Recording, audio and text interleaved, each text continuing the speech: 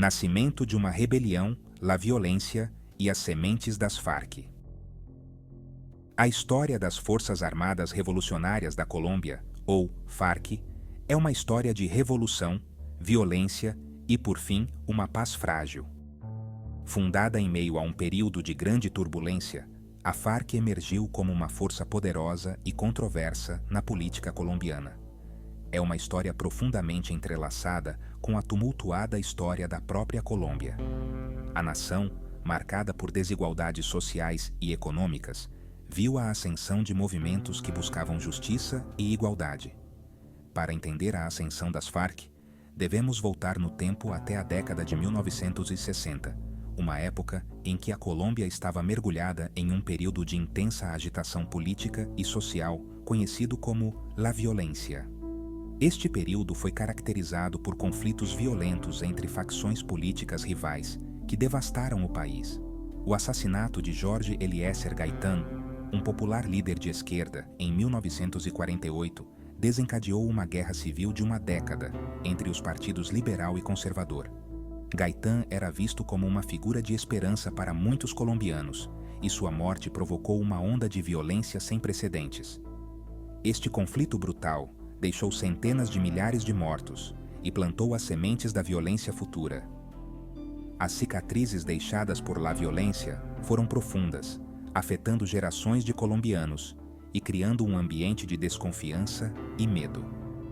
No rescaldo de la violência, muitas comunidades rurais, sentindo-se abandonadas pelo governo e enfrentando ameaças constantes de paramilitares de direita, pegaram em armas para se defender. Essas comunidades, muitas vezes isoladas e negligenciadas, viram na autodefesa a única forma de sobrevivência. Esses grupos de autodefesa, muitas vezes com tendências comunistas, tornaram-se os precursores do que evoluiria para as Farc. Inspirados por ideologias marxistas-leninistas, esses grupos buscavam não apenas proteção, mas também uma transformação radical da sociedade colombiana. Em 1964, um grupo desses guerrilheiros camponeses, liderados por Pedro Antônio Marín, mais conhecido por seu nome de guerra, Manuel Marulanda Vélez ou Tirofijo, estabeleceu um acampamento permanente na remota região montanhosa de Marquetalia. Este acampamento tornou-se um símbolo de resistência e um ponto de encontro para aqueles que compartilhavam a visão revolucionária das Farc. Isso marcou a fundação formal das Farc, uma organização guerrilheira marxista-leninista comprometida em derrubar o governo colombiano e estabelecer um Estado socialista. Ao longo das décadas seguintes, as Farc cresceram em número e influência, tornando-se uma das forças guerrilheiras mais notórias da América Latina. A luta das Farc, embora marcada por controvérsias e violência, também refletiu as profundas desigualdades e injustiças que persistiam na sociedade colombiana. O Exército do Povo, motivações sociopolíticas e primeiros anos. Desde o seu início, as Farc se apresentaram como defensoras dos pobres do campo, lutando contra a injustiça social, a desigualdade de terras e a opressão do governo. A organização nasceu em um contexto de extrema pobreza e desigualdade, onde os camponeses eram frequentemente explorados e marginalizados. As Farc prometeram lutar por uma distribuição mais justa das terras e por melhores condições de vida para essas comunidades rurais. A ideologia do grupo era uma mistura de marxismo-leninismo, anti-imperialismo e reforma agrária, que ressoava com as comunidades marginalizadas que há muito eram negligenciadas pelo Estado. Inspirados por movimentos revolucionários ao redor do mundo, as Farc buscavam criar uma sociedade mais igualitária e justa. Eles acreditavam que a única maneira de alcançar essas mudanças era através da luta armada e da mobilização das massas. Os primeiros anos das Farc foram caracterizados por guerrilhas em pequena escala, emboscadas a patrulhas militares e ataques a instalações governamentais. Essas ações eram vistas como uma forma de resistência contra um governo que eles consideravam corrupto e opressor. As táticas de guerrilha permitiam que pequenos grupos de combatentes causassem danos significativos às forças governamentais, utilizando o conhecimento do terreno e a surpresa como suas principais armas. Eles buscavam conquistar os corações e mentes do campesinato, fornecendo serviços básicos, educação e uma sensação de segurança em áreas onde a presença do governo era fraca ou inexistente. As Farc construíram escolas, clínicas e infraestruturas básicas, tentando mostrar que eram uma alternativa viável ao governo. Essa estratégia de ganhar apoio popular foi crucial para a sobrevivência e crescimento do movimento ao longo dos anos. A estrutura da organização era hierárquica e disciplinada, com uma cadeia de comando clara inspirada nas estruturas militares tradicionais. Cada membro tinha um papel específico e era esperado que seguisse ordens sem questionar. Essa disciplina rígida ajudou a manter a coesão do grupo e a eficácia de suas operações. Os novos recrutados, geralmente adolescentes de origens pobres, passavam por treinamento rigoroso em guerrilha, doutrinação política e habilidades de sobrevivência nas condições adversas da selva colombiana.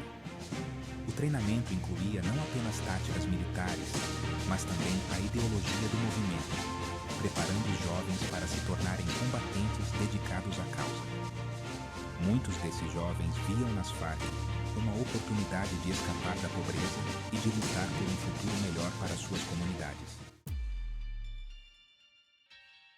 Cadinho da Selva. A vida como um guerrilheiro.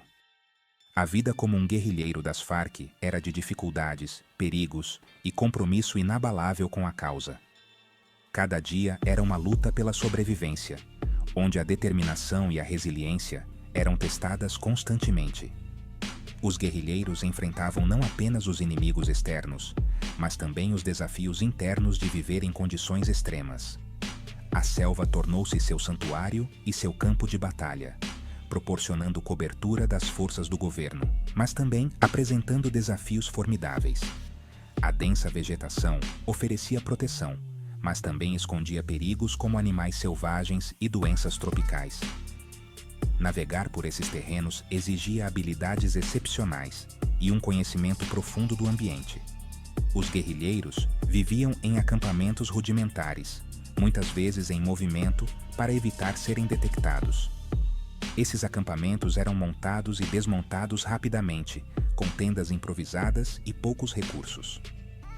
A vida nômade era uma necessidade estratégica, mas também uma fonte constante de estresse e exaustão.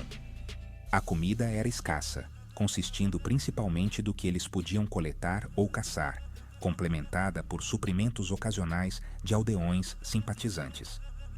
A caça e a coleta eram atividades diárias essenciais, e a ajuda dos aldeões era vital para a sobrevivência.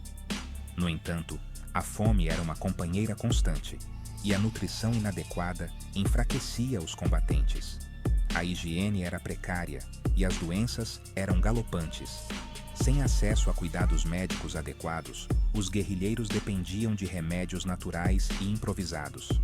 Ferimentos e doenças podiam ser fatais, e a falta de saneamento básico agravava a situação.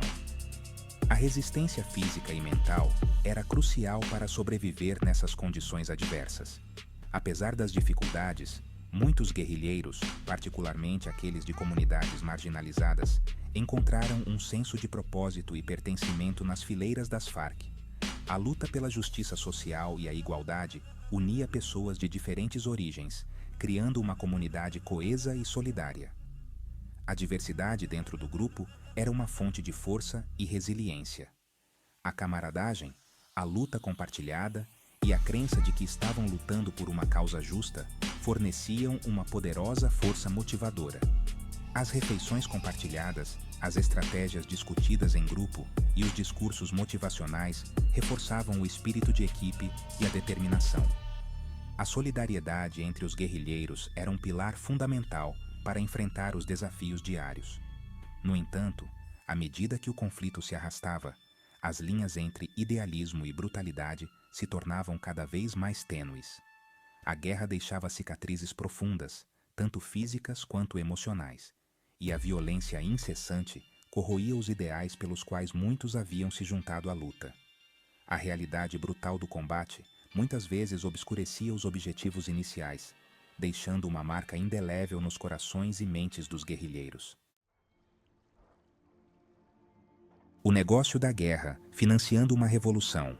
Travar uma guerra de guerrilha prolongada exigia recursos significativos, e as Farc empregavam vários métodos para financiar suas operações. Inicialmente, o grupo dependia fortemente da extorsão, exigindo impostos de empresas, proprietários de terras e indivíduos ricos em áreas sob seu controle. Essas atividades de extorsão, muitas vezes realizadas com ameaças de violência, incutiam medo e ressentimento entre a população local. No entanto, as Farc justificavam essas ações como um meio necessário para sustentar sua revolução e redistribuir a riqueza dos exploradores para os explorados. À medida que o conflito se intensificava e a necessidade de financiamento das Farc aumentava, o grupo se envolvia cada vez mais em atividades criminosas. Essa mudança em direção a economias ilícitas teria consequências profundas para a organização e para o povo colombiano.